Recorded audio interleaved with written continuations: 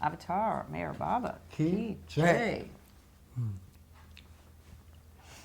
I am so happy to have this opportunity to share my story of a wonderful connection that Baba created between my family and the Lawton family and myself and Rick. And we are so happy to have this opportunity to share that connection, and it's been a joy to be Rick's brother for all these years. Jai Baba. Hey, Baba. Yeah, so here we are. I'm Rick Lawton, and grew up in Westchester County, New York for the most part. And I have the interesting, well, sort of called distinction, if you will, of having met my Baba contact when I was 1 month old. Of course, none of us knew where that was going to go in time, but that's where it started. My family moved into a home in Valhalla, New York, which just happened, by Baba's sense of timing and coincidence, to be next door to Cathy Riley's family, the Haas's. Our families had a deep connection right away and remained very much in contact with each other, part of each other's lives throughout many decades afterwards. In fact, Cathy's mom was my piano teacher when I was in high school, and her father was someone I have tremendous affection for, Robert, and spent lots of time with him over the years. And I had tremendous love for Rick's dad and mom and sister and brother, as well as Rick. Yeah. And I only had one sister, so Mary. always wanted a brother, and Baba brought Rick in to move in next door to be my brother. And I always say with a bit of a chuckle that Cathy changed my diapers when she first met me. So it's an intimate connection.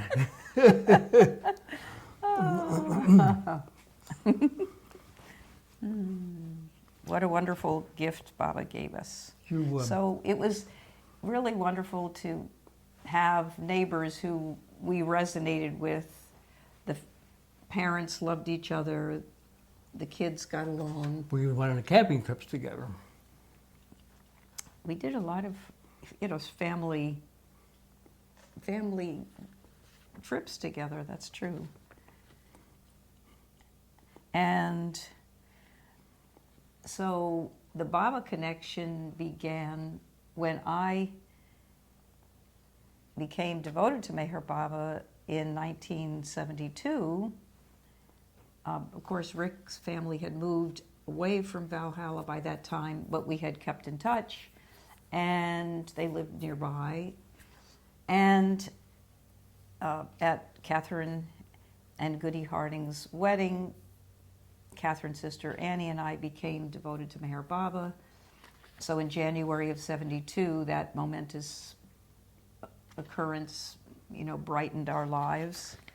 And so then in 1973, Annie and I went to India together for the first time.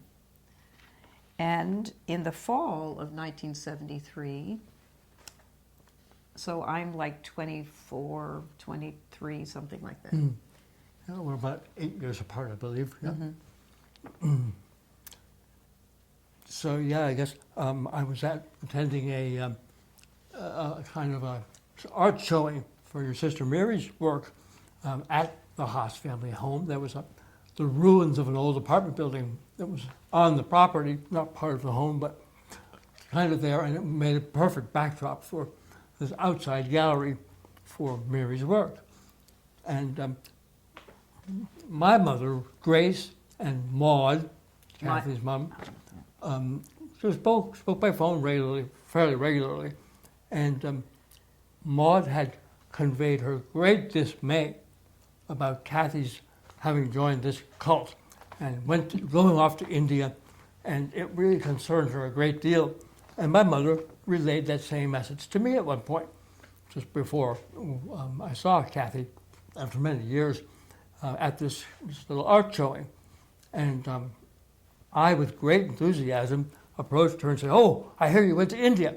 And I had I had a spiritual longing at that point, which hadn't really focused on anything other than taking LSD, which came up later.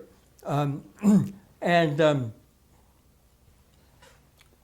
approaching Cathy, she mentioned Baba's name, and to the best of my knowledge, the first time I heard Baba's name. And she had a little necklace, which she pulled up and showed me, and it was a little baby necklace, which said Baba. Which I had been given by Mara in India, and of course it was and is very, very special to me. And I was wearing it at that art showing of my sister's work, and I must have shown it to you, Rick. Mm-hmm. I can picture it clearly. Yeah, so I made a point to wear it today, so it enhances the story. So that's probably stuck out in your mind. Mm-hmm, very much so. Yeah, I can picture it. Picture you pulling up out of your collar and showing me, Baba. I hung around after the event, and Cathy and I had a really immediate, deep connection. And we sat up till about 4 a.m. that morning talking about spirituality in general. I knew nothing about Baba, other than having heard his name for the first time. And Cathy was sharing her experiences in India. And one of the things I found very exciting was that she had done some recording. She had participated in some of the early Baba albums with Bob Brown and others. And she shared some of that with me. And I had a lot of questions. I was very interested in the cosmology of the universe. I want, the mechanics of how things work, from reincarnation all the way through to some kind of spiritual realization, which I probably didn't have a very clear idea about at that point, but it was in the back of my mind. And so we had a wonderful, wonderful visit, and really kind of cemented our friendship then as adults, because we hadn't seen each other much since we were kids, basically. Remind me, how old were you at that in 17. 17, okay. And I was just thrilled that there was somebody that was like a family member who was interested in Baba, because, as Rick said, my family was aghast at my jumping into this cult, and, to have some, like, my, brother, Rick, expressing an interest was just a real thrill. Kind of kindred spirit, as they say, right? So, in relation to some of the questions I had, Cathy would say, there are people at this place in Myrtle Beach who may be able to answer some of your questions with a little bit greater depth and authority. I go down there a couple of times a year, perhaps you can come. And she described the center a little bit, and I was very, very excited. And she promised that she'd let me know when she was next going to go. Quite a few months passed, and this got out to about June of 1974. And you... Yeah, and at that time, Rick's dad, Walter, had a very interesting camp in New Jersey, an ecological studies camp. And knowing that I could sing, he invited me, and I was singing some songs there, and Rick was there, and was inspired by some of the songs I sang. And then at that time, May or June of 74, so this is, almost a year later, I was talking about going to the Baba Center again. And Rick perked up his ears. Yes, he did, and expressed great interest in such a trip. And then things went quiet for many, many months. We met again at Cathy's sister's wedding at her family home in Valhalla, and had another nice conversation. We didn't spend the night doing it at that time, but the connection was reestablished quite firmly between us. Yeah, so that was nice that Rick came to my sister's wedding in September of 1974. The family was invited, Rick's family, and we talked about going to the center once again. Yes. I think we had several conversations over time about that. And I had been involved with hallucinogenics and had had some, what seemed to me, significant experiences in relation to that, LSD particularly. And I had shared some of that with Cathy, and it was clear to me she was uncomfortable with the subject. Didn't quite understand the energy I was getting about it, but she said, you know, Baba warned about drugs. It was very important to get away from it. And when I heard that, it wasn't gelling somehow. I didn't recognize Baba's authority in that matter, and these experiences had been pretty significant to me as they had occurred. So I ended up taking a camping trip with a friend, and it turned out to be the end of my experience with hallucinogenics. We went out in the woods and started early morning the next morning to take what turned out to be my very last drug experience. And shortly after the LSD took effect, I heard a very distinctive inner voice, a male-sounding voice. It wasn't in my ears, it was in my head, as these things happen, an intuitive voice, which said to me, "Now's the time to begin in earnest." And very shortly thereafter, I mean really very soon, the drug experience stopped, much, much sooner than it would normally have done if it had run its course. And I packed up and went home. And as I walked in the door, I noticed a piece of literature on the mantelpiece above the fireplace. I picked it up, and it's Mayor Baba's Universal Message. I thought, well, this is odd. How in the world did this get? Cathy was the only Mayor Baba connection I knew anything about. My family assured me that they had not seen Cathy, had not been in contact with the family at all, and had no idea how the literature had gotten there, which I found very magical and very exciting. And the timing was very good. And what had happened with me was that I had this extremely strong feeling. Baba must have filled me with this feeling that I had to bring something of Baba's to Rick. Pleasantville, I think you lived, what? Chappaqua, okay. And I had such a strong feeling that I got the universal message. I got in the car, I drove to his family home, knocked on the door, nobody was there. I just thought, well, this is, strange. What I remember was leaving it there, but did I tell you later that I had...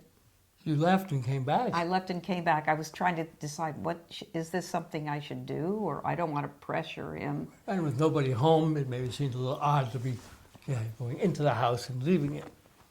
But that you did on your return. Yes. And within a couple hours, I returned from my little adventure in the woods, and there was the universal message waiting for me. First thing I'd seen of Baba's written words, and it was clear to me, no idea, again, who in all the universe Baba might be, but in reading what was in the universal message, I think the 7 realities are there, I don't remember the contents well, lovely picture of Baba, I said to myself, this guy knows something. It's definitely clear he has a spiritual authority. I'm not sure I would have said those words at the time, but that was the sense of it. And so I immediately decided to solve this mystery about how it had gotten there. I found Cathy at home, called her up, and we agreed to go visit. And I remember it was kind of cute when I called her. I said, "Did you bring this universal message to me?" And I could kind of hear her receding in the background a little bit. Yeah, as though I was going to scold her for doing so. We got together that evening with my friend Chuck, my tripping buddy, and had a wonderful, wonderful time together. And Cathy shared more pictures with us, and we just talked about spirituality in general, which was all I knew to say at that point.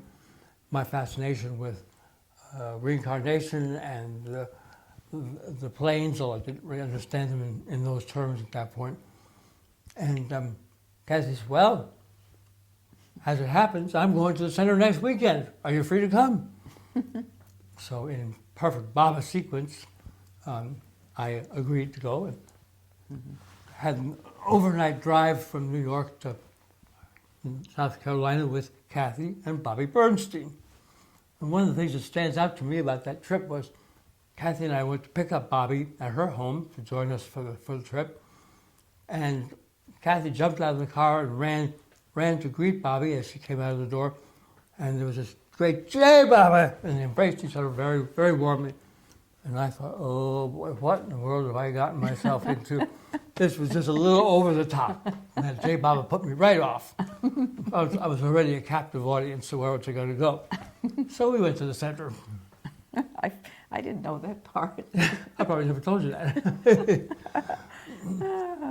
And I remember distinctly that James Taylor's "Carolina on My Mind" came on the radio while we were traveling through the night. And it just seemed like an invitation somehow. It was very sweet. Oh, that's so nice. And then when you got to the center, how did you feel?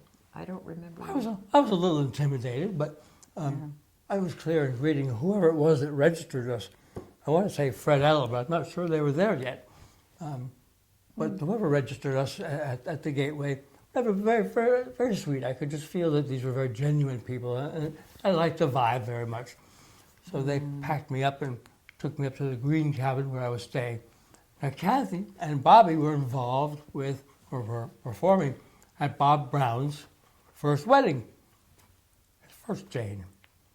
And Cathy let me know that I was really going to be on my own for the whole weekend. She had big plans and was involved in all the arrangements.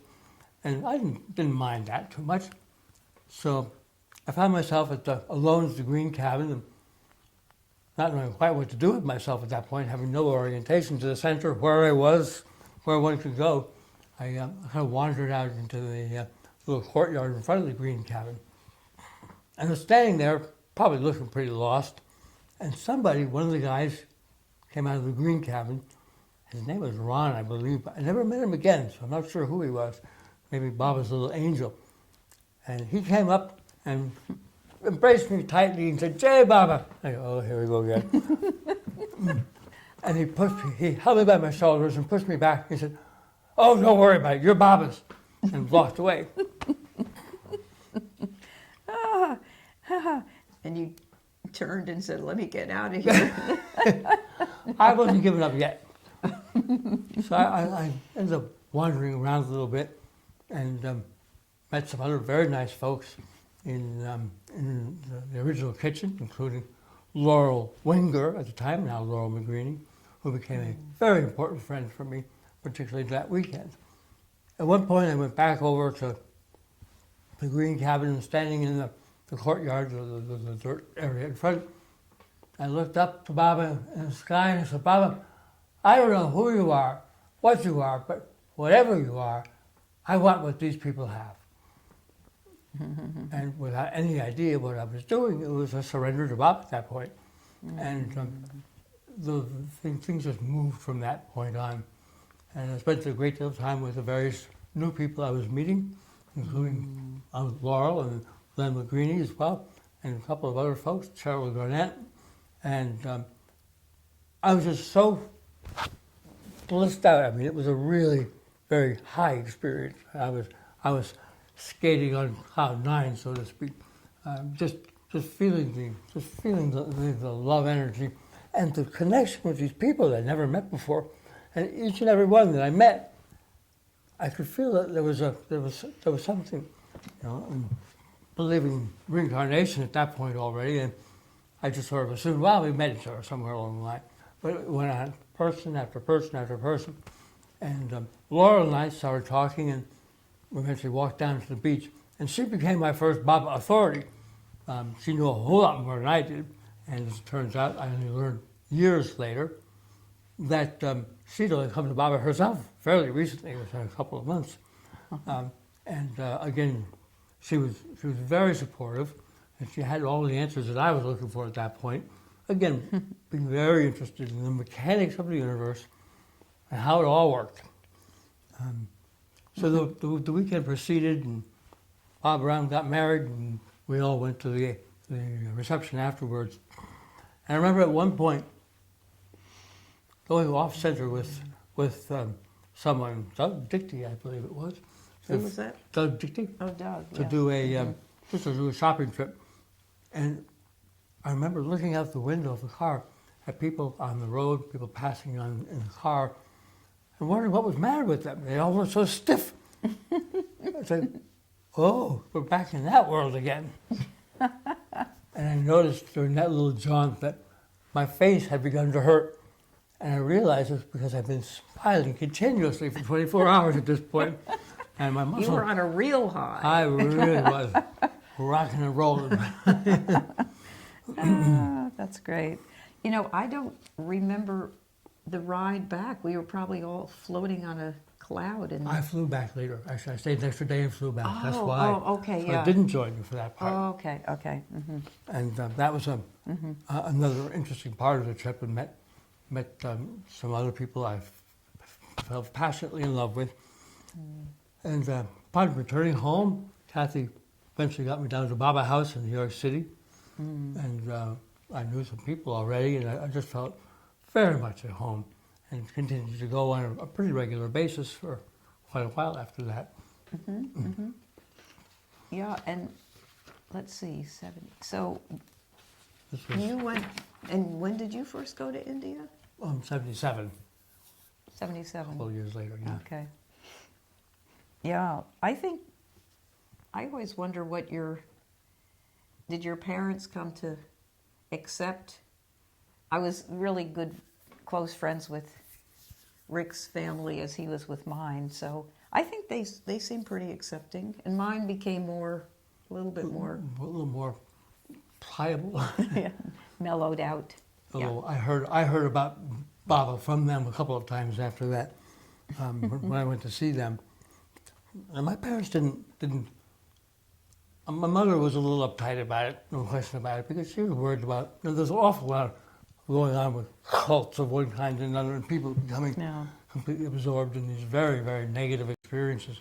And so that was on her mind. She read the news a lot, and she was pretty well informed about what was going on in the world.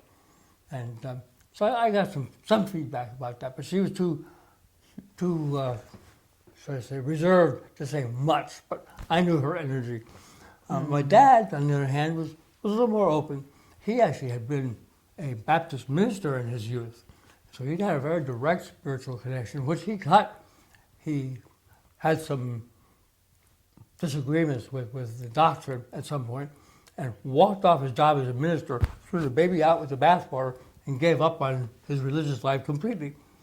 Although he ended up as a social worker and becoming very much involved with the civil rights movement, and it was just a And good became guy. so Ethical Culture Society was very big, and he was an Ethical Culture Society minister. Well, leader is what they call them. That's right. Yeah. The Sunday school experience with the Ethical Society, because we went every Sunday, just like other families went to church. We went to Ethical Culture Society, where my dad would speak on a weekly basis. And somewhere in the line of the religious education that they had planned for the children of these members, I was exposed to the concept of reincarnation Oh. at about 9. And something just clicked. Oh, yes, of course. That was just the most obvious thing in the world.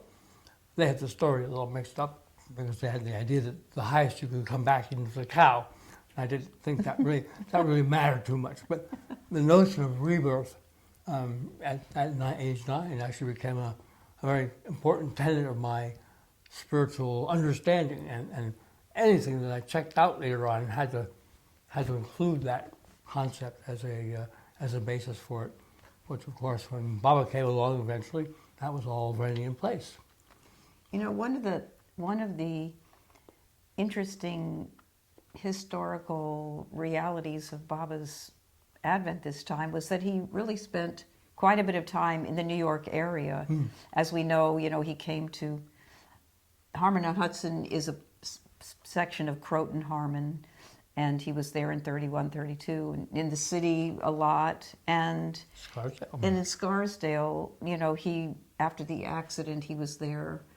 And an interesting fact of that 1952 time when Baba came from the center and then recuperated in Scarsdale, I just came upon a photo of Rick and myself and his dad Walt and another family friend, and I'm playing the piano at a music school in Scarsdale for my mom's memorial. Mm-hmm. And I just quickly wanted to share that because it's so sweet how Baba connects us in our past, and then we realize later that he's there in every part of our lives. Darwin Shaw had always tried to find where the house was in Scarsdale because he was there with Baba in the last 2 weeks of July in '52. And one day when he and Jean had moved here and they were in Little River, the phone rang. Darwin says, "The Sufis have found out where the house is in Scarsdale. Come right away," because I had been trying to find the location also because I was from that county. And, my mom had been teaching at this music school in Scarsdale. My mom was a piano teacher and taught music lessons there at the Hoff-Barthelson Music School in Scarsdale. And so Darwin showed me these papers when I got to their home in Little River, and Darwin said, "It's 14 Kahana Street." That's because they had sent pictures and to verify, was that the same house? Yes, he had replied, this was the house I was with.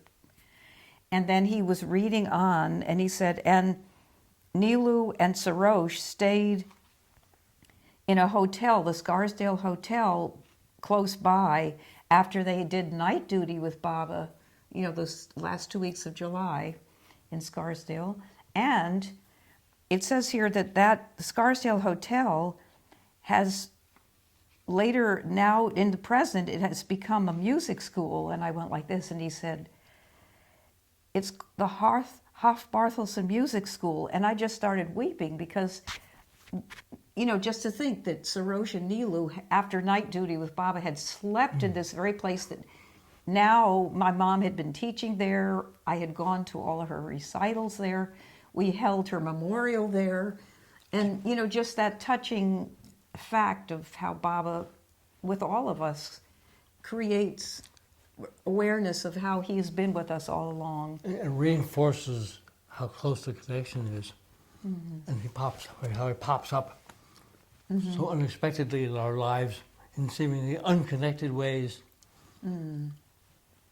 Valhalla, where I met Cathy's family, was very close to Scarsdale, just a couple of miles away, actually. So yeah, so once I got a map out of the Hoff-Barthelson Music School, and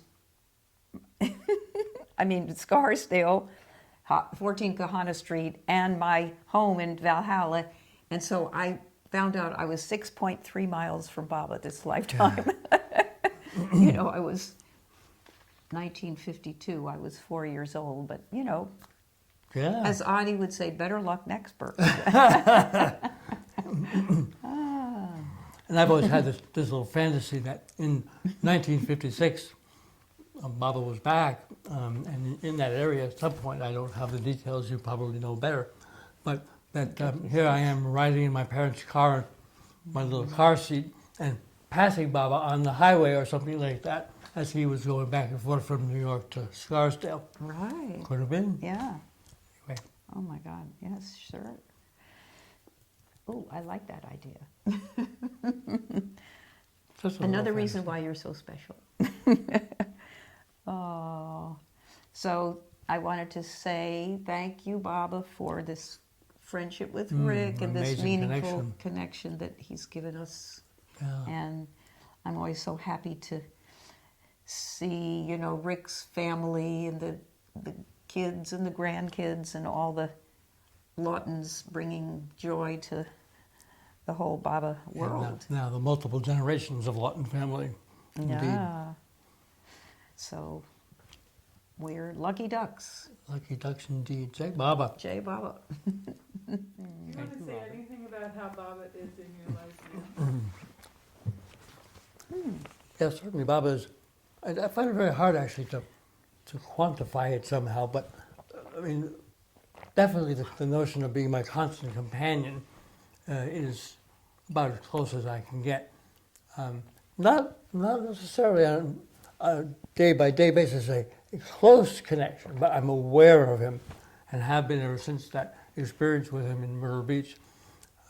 It's morphed over time, obviously, and taken on different aspects of my life, but without any question, the consistent experience has been Baba's there. Everywhere I turn, he's always there. So I do feel that connection with him all the time. Yeah, I think Baba, I feel that too. He deepens that, Deepening, yeah, over the time. bond. Through the many highways and byways of life. And, I think you're, an interesting thing for me, just with your family, that, with Jake and Jess and Allie, the three My three kids. kids, they've been very active in the youth Sahavas, and Allie's been helping to Yeah. run the youth Sahavas. Yeah. And I know they're very, devout, and their kids are jumping around singing the Baba songs. With you, of course. Yeah. Thank you. Boing, boing, boing, Baba, Baba, Baba. Yeah, that's one of the great, I would have to say, one of the great blessings that Baba has given Paula, my wife, and I, is that all three of the kids in their own way, in their own time, with I promise you, no exertion from us at all, have come to love Baba. And in each case, it was very much associated with the youth Sahavas. And so we are just eternally grateful for the impact that this had on our kids, on our family, and also on our grandchildren, who now come to the center with the rest of us, and they just seem so completely at home. It's been just a blessing. That's all I can say, is to have that. And each one of them in their own unique way, through relationships with other young Baba lovers, with staff at the Youth Sahavas, and in their own ways with us, have accepted Baba as the avatar. It's very beautiful, very gratifying. Yeah, I mean, I'm not even, kin to your family, but I just sort of beam inwardly with pride when I hear that Allie is helping to, administrate the youth Sahavas with Buzz and Linda, Yeah, she's stuck with it since she was a camper, actually. So Yeah. she's been involved continuously. And it is a point of great importance for her to remain so. Yeah, and I'm, So God bless the youth Sahavas. That's my take on it, really. yeah. It has just been an unbelievable fostering of Baba's love in its own way. And I recognize that my kids have a very different kind of relationship than I do, and I couldn't really quantify it, but it's their relationship, not mine, and I wouldn't have it any other way.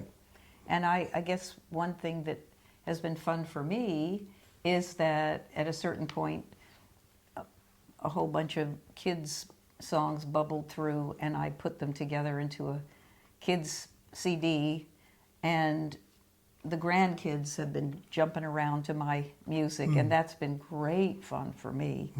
Just having kids that like to bounce and jump to my Baba's little kid songs. Let's not forget about Calico. Oh, yeah, so I have a whole set of they're called play party songs that before TVs and all that, in America, there would be these little games that would be played with the parents singing and leading, and I've done quite a few of those with the grandkids, and they come to the center demanding these games, which we have fun singing and playing. So that's, and actually, I know when I worked for Kitty, she was very strong about having activities for the kids of different ages. They were the Mayher Miners and the Mayhair miniatures. I remember once she got mixed up. She says, "Yes, yes, the Mayhair minarets." She was trying to say minors, and she came up with minarets. But anyway, that was very important. She had certain of the moms organize activities. So I think that's an important part of this ongoing center life. And I've been happy to just informally do that with the littler kids because I resonate with that bouncy age. And they with you, of course, yeah.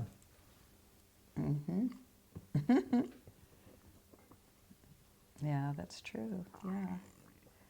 So, I think we That's might the have... long and the short of it. Yeah, right. Thank you, Baba. Jai Baba. Avatar Mayor Baba Ki Jai.